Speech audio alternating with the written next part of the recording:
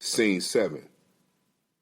The next day, Anthony is leaving the office for the day when he runs into his friend John in the parking lot. John has been working at the marketing firm with Anthony for a few years now. Anthony likes the fact that they both are original Brooklyn guys and not just imports like majority of the people at their company. John is like, "What's happening, partner? It's been a minute since we caught up. What's going on?" "Real talk, bro. A lot." "Word? Spill the beans. I got time. Get in the car and talk to me." They both walk over to the shiny black Land Rover. Shit is hard, too. Trick the fuck out, fully loaded boss shit. John hits the button and they both get in. Anthony says, "So basically, Collins got into a fight with a kid from Brevoort Project." "That's where you from, right?" "Yeah, exactly. So they fighting because the guy tried to bully Collins and take his ball, but Collins, of course, wasn't having it." "Of course he wasn't. You already know." So anyway, they fight, and during the brawl, his so-called friend Reggie from across the street takes cheap shots at him by kicking Collins while they were wrestling on the ground. John reaches into his ashtray and grabs a blunt. "Oh, man. Yo, I gotta like this shit now. I thought this was gonna be a Newport story, but this shit is a spliff tail. You mind?" They both laugh. "Nah, man, your car, do you." Anyway, eventually someone broke up the fight and Collins went home. He was fine pretty much, but when I got home, he still wanted to square off on the kid across the street. Damn right. Hell yeah, Collins. Judas must get fucked. John is hyped. "Man, calm down. Remember, we still technically at work." True. Let me calm my big ass down, man. My bad. It's just that Collins is the son I never had, man. I'm so proud of him.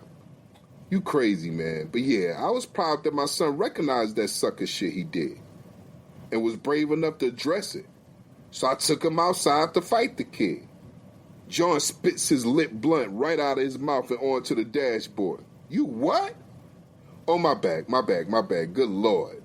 I'm going to need you to slow down. This shit is getting good. Why didn't you call me?" I'm sorry. Continue. My bad. I promise I ain't going to interrupt no more. Anthony continues. The kid was real disrespectful, too. So anyway, Collins fought him and basically beat his ass up.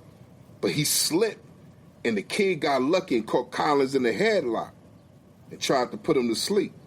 Now, I know you dropped that little nigga. Well, something like that.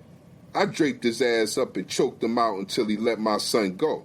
Good for you. Fuck that little bastard. Yeah, man. Those other boys, though, they was swinging on me, trying to take my head off when I was trying to get him off Collins.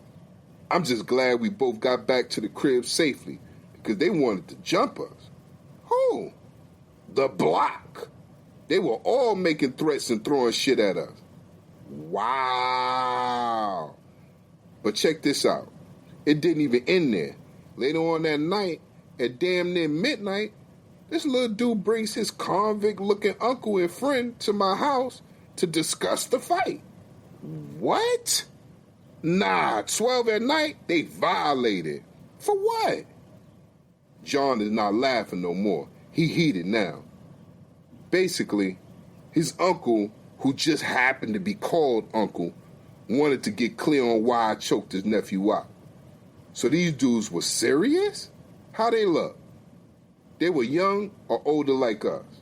Nah, they were younger, like 30-something.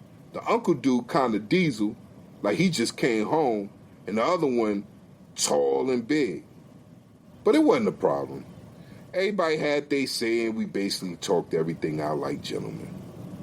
He's basically like, he needed to be sure of what happened. Because his nephew is a teen, you know.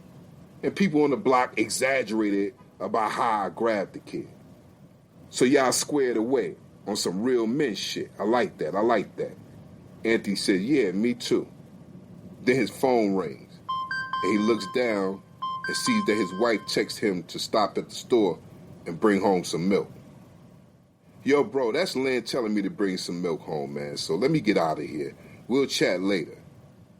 They exchange a strong handshake, and Anthony opens the door. John is like, yo, you never told me what happened to your car? Yeah, I'll hit you up later. I gotta go. Anthony leaves.